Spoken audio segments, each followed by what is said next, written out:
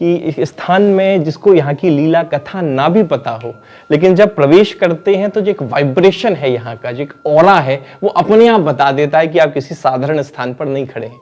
और जब ठाकुर जी को पहली बार भोग लगाने के लिए जो उन्होंने अग्नि जलाई है, तो वो 500 वर्षों से निरंतर आज भी वह अग्नि मंदिर में, इस रसोई में यहाँ जल रही है। मंदिर में आज तक एक माचिस की तीली, एक सिलेंडर भी मंदिर में नहीं गया है। स्वयं दुनिया का पहला ऐसा विग्रह है तो शालिग्राम शिला से प्रकट हुआ है और भक्त की भावना को लेकर प्रकट हुआ है। राधा रमन लाल की जय। राधे राधे। मैं हूँ सौरभ। आस्था एक ऐसा नाम जिसे पत्थर में भी भगवान नजर आते हैं।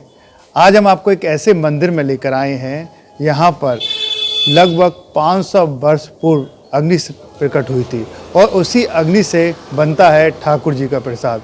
आइए आपको ले चलते हैं। देखिए ये मंदिर है, राधा रमन जी मंदिर है, और ऐसा कहा जाता है कि यहाँ पर जो ठाकुर जी हैं उनको श्री गोपाल भट्ट जी ने प्रकट किया था। और अब देखेंगे, मैं इसको दिखाता हूँ आपको। ये दो बल्ब लगे हुए हैं, एक हरा एक लाल। अगर हरे की बात करें तो जब हरा जलता है तो ऐसा लगता है ठाकुर जी के दर्शन हो रहे हैं, अगर लाल हो तो ठाकुर जी के बंद होते हैं। आइए आपको ले चलते हैं आगे और कराएंगे ठाकुर जी के दर्शन, और वो अग्नि भी आपको दिखाएंगे जो 500 वर्ष पूर्व प्रकट हुई थी और उसी से प्रसाद बनता है। देखिए ये मंदिर है, तमाम श्रद्धालु यहाँ पर दर्शन करने के लिए आते हैं और जो प्रसाद जो बनता है ठाकुर जी का उसी अग्नि पर बनता है। जो भी भक्त आते हैं उसे पाते हैं। और ऐसा भी कहा जाता है कि जो भी वैज्ञानिक भी फेल हैं इस जो ठाकुर जी की मूर्ति को देख कर के, इसमें एक जोड़ भी नहीं है। यही राधा रमन जी का मंदिर है और आप भी दर्शन करेंगे, अभी आपको कराएंगे। आइए ले चलते हैं, आपको पहले अग्नि दिखाएंगे, फिर उसके बाद ठाकुर जी के दर्शन कराएंगे। हम आ गए हैं उस रसोई के पास जहाँ पर ऐसा कहा जाता है कि लगभग 500 वर्ष पूर्व इस अग्नि को यहाँ पर प्रकट किया था। देखिए ये जगह है और आपको दिखाएंगे। और देखिए ये पूरा बताया जा रहा है कि कई सदियों पुराना है और इसी जगह पर अग्नि को प्रकट किया था। आइए हमारे साथ हैं यहाँ के सेवायत देवांशु जी गोस्वामी। राधे राधे। जय श्री राधे। महाराज जी अगर बात करें तो इस जगह का क्या महत्व है? ये जी अपना स्थान श्री राधारमण मंदिर है। प्रांगण में हम खड़े हुए हैं। स्वयं प्रकट श्री राधारमण लाल जी, जैसा कि आप सब जानते भी हैं कि आपके चैतन्य महाप्रभु जी के शिष्य हुए श्री गोपाल भट्ट गोस्वामी जी महाराज और वृंदावन में भजन के लिए आए और महाप्रभु जी की आज्ञा उनको हुई स्वप्न में कि आप गंडकी नदी में जाएं और वहाँ से शालिग्राम शिलाओं को लेकर आएं। तो वो नेपाल गंडकी नदी से शालिग्राम शिला को लेकर मुक्तिधाम से लेकर आए हैं वृंदावन में, और यहाँ पर उनकी वो सेवा पूजा करने लगे। तो जैसा जैसा भावना होती है व्यक्ति की और दिन प्रतिदिन वो भावना बढ़ती जाती है, तो उनके अंदर भी जब वो सेवा करते थे और मंदिरों में दर्शन करने जाते थे तो उनके अंदर भी ये भावना जागृत हुई कि काश और देवालयों की तरह ठाकुर जी का जो विग्रह स्वरूप है, मेरे ठाकुर भी यदि विग्रह के स्वरूप में होते तो मैं भी उनका श्रृंगार करता, मैं भी उनको पोशाक पहनाता। तो इसी भावना के साथ उनके जब सब जगह दर्शन करते तो वो प्रार्थना करते कि काश आप भी मूर्ति के रूप में प्रकट हो जाओ तो मैं भी आपका सुंदर श्रृंगार करूं, मैं भी आपको पोशाक धारण कराऊं। ये भावना उनके अंदर बार बार जागृत होती थी और ऐसी लीला चल रही थी। एक दिन नृसिंह चतुर्दशी आई है, जिस दिन भगवान नृसिंह खंबे को फाड़ के प्रकट हुए हैं। तो उस दिन वो प्रहलाद चरित्र का पाठ कर रहे थे और उसी समय ये भावना उनके अंदर जागृत हुई कि प्रभु आप प्रहलाद के लिए खंबे को फाड़कर प्रकट हो सकते हो, इस गोपाल भट्ट के लिए शालिग्राम से प्रकट नहीं हो सकते।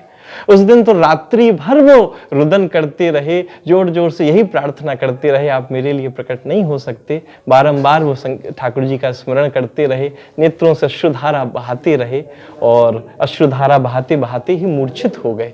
अगले दिन जब उनको होश आया तो उनकी एक लकड़ी की छोटी सी पेटी थी जिसमें वो शालिग्राम शिला रखते थे। अगले दिन जब वो उठे तो देखा कि पेटी हल्की सी उभरी हुई थी, और उस पेटी को जब उन्होंने खोला है तो उनके आश्चर्य और आनंद की सीमा ना रही कि उस स्थान पर जहाँ शालिग्राम जी स्थापित थे, उस स्थान पर हमारे श्री राधारमण लाल जी लेटे हुए थे। स्वयं दुनिया का पहला ऐसा विग्रह है तो शालिग्राम शिला से प्रकट हुआ है और भक्त की भावना को लेकर प्रकट हुआ है। एक विशेष बात है कि जब वो दर्शन करने जाते थे गोविंद देव जी, गोपीनाथ जी, मदन मोहन जी, तो इस भावना से जाते थे, काश मेरे ठाकुर का मुखमंडल कैसा हो, बोले गोविंद देव जी जैसा हो, उनका वक्षस्थल कैसा हो, बोले गोपीनाथ जी जैसा हो, उनके चरण कमल कैसे हो, बोले मदन मोहन जी जैसे हो। और जब ठाकुर प्रकट हुए तो उनकी भावना को सत्य करते हुए उनका मुख गोविंद देव जी जैसा है और हमारा गोपीनाथ जी जैसा वक्षस्थल है और चरण उनके मदन मोहन जी जैसे हैं, तो ठाकुर जी प्रकट हुए। और जब ठाकुर जी को पहली बार भोग लगाने के लिए जो उन्होंने अग्नि जलाई है, तो वो 500 वर्षों से निरंतर आज भी वह अग्नि मंदिर में, इस रसोई में यहाँ जल रही है। मंदिर में आज तक एक माचिस की तीली, एक सिलेंडर भी मंदिर में नहीं गया है।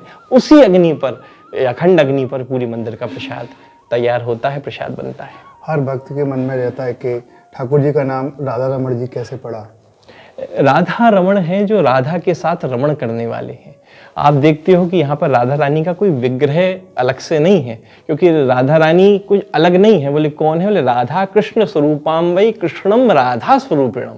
राधा कृष्ण अलग नहीं है, राधा कृष्ण स्वयं एक ही हैं। जीव के उस प्रेम तत्व को प्रकट करने के लिए अपने प्रेम को उन्होंने राधा स्वरूप में प्रकट किया है। भगवान की आत्मा ही राधा है, तो राधा के साथ रमण करने वाले हमारे राधा रमण हैं। तो स्वयं राधा रानी उन्हीं में विराजमान है, इसीलिए वो राधा रमण उनको कहा जाता है। ऐसा भी कहा जाता है कि ठाकुर जी जब प्रकट हुए थे उनके जो शरीर है उस पर एक भी जोड़ का निशान नहीं है। हाँ हाँ बिल्कुल, यही तो हमने कहा, दुनिया का पहला ऐसा विग्रह है कि महाराज स्वयं प्रकट शालिग्राम शिला से वो प्रकट हुए हैं और उसमें कोई इस प्रकार का नहीं है। ये लगभग कितने वर्ष पुरानी बात है? ये 500 वर्ष हो गए हैं और 500 वर्षों से निरंतर वो हमारी गोस्वामी परंपरा चल रही है और हमारे पूरे परिवार के माध्यम से राधा रमण जी की सेवा हो रही है। ऐसा भी कहा जाता है कि जहाँ इस स्थान पर हम जब खड़े हैं, यहाँ पर सबसे पहले सेवा पूजा होती थी ठाकुर जी की। वो स्थान कहाँ पर है यहाँ पर? अब यही है स्थान, पहले आगे अंदर वहाँ स्थान था, वहाँ पे पूजा होती थी। उसके बाद वो मंदिर का भी निर्माण हुआ करीब 150-200 साल पहले। फिर उधर विग्रह उधर भी गया, उधर विग्रह वहाँ आज विराजमान है। पुरानी अपनी रसोई का स्थान, अग्नि का स्थान, अखंड अग्नि का यही स्थान है। तो यही प्राचीनता यहाँ पर दर्शाता है सब। जी बिल्कुल, यही प्राचीन। आप जाएंगे तो सबसे बड़ी बात है कि इस स्थान में जिसको यहाँ की लीला कथा ना भी पता हो, लेकिन जब प्रवेश करते हैं तो जो एक वाइब्रेशन है यहाँ का, जो एक ऑरा है, वो अपने आप बता देता है कि आप किसी साधारण स्थान पर नहीं खड़े हैं।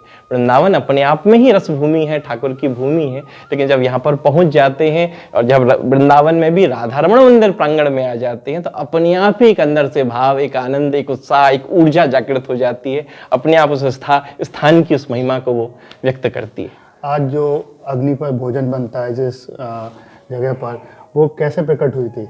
वो स्वयं पहली बार उन्होंने जब ठाकुर जी का स्मरण किया, पहली बार उनके माध्यम से गोपाल भट्ट गोस्वामी जी ने जो अग्नि जलाई, वही अग्नि निरंतर 500 वर्षों से जल रही है। वही अखंड अग्नि अभी तक बुझी नहीं, उसी अग्नि पर पूरी मंदिर का प्रसाद तैयार होता है। आज भी प्रसाद तैयार होता है? आज भी उसी अग्नि पर। यही तो है, ऐसे आधुनिक समय पर भी एक बहुत बड़ी चुनौती भी है और बहुत बड़ा आश्चर्य भी है। ठाकुर जी कृपा है, आज कोई सोचता है इतना मंदिर का प्रसाद इतने लोग पा रहे हैं, कैसे बन रहा है?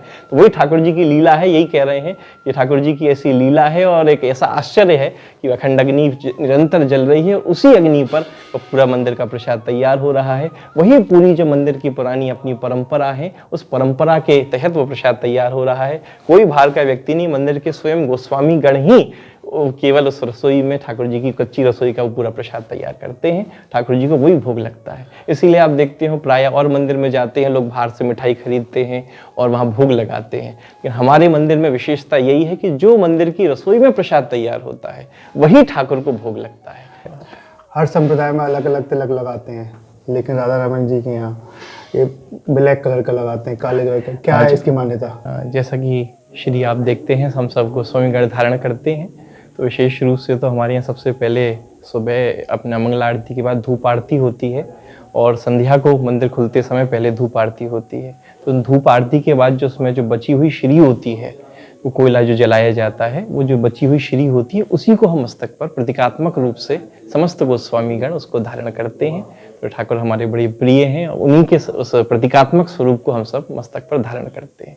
तो ऐसी अपनी पुरानी समस्त परंपराओं को, धरोहरों को जो हमारे पूर्वज बता गए हैं, उन्हीं को पूरा परिवार लेकर आगे चल रहा है। तो जैसा भी कुलिया की भी चर्चा चल रही थी, तो सब अपनी पुरानी परंपराएं जो हैं, और कुलिया का तो विशेष ब्रजरज से जुड़ी हुई है। उसमें ठाकुर जी की तो प्रियतमा ब्रजरज है, जिसमें राधा रानी का कृष्ण स्वयं स्वरूप मिला हुआ है। तो उस ब्रजरज से बनी हुई यह तुलसी है, ठाकुर उसको स्वीकार करते हैं। और विशेष बात एक और है कि तुलसी कुलिया ठाकुर जी को इसीलिए इतनी पसंद है, और हर भोग से पहले ठाकुर जी की, हर भोग के समय ठाकुर जी के कुलिया भोग लगाया जाता है। राधे राधे। जय श्री राम, जय श्री राम। देखिए, अब तक हमारे साथ रहे मंदिर की सेवाएं, तो इन्होंने बताया कि जो अग्नि है वो लगभग 500 वर्ष पुरानी है, और यहीं पर ही श्री गोपाल भट्ट जी ने उसे यहाँ पर प्रकट किया था। और ऐसा भी कहा जाता है कि उनके जो प्रतिमा है ठाकुर जी की, उनको भी प्रकट किया है। राधे राधे।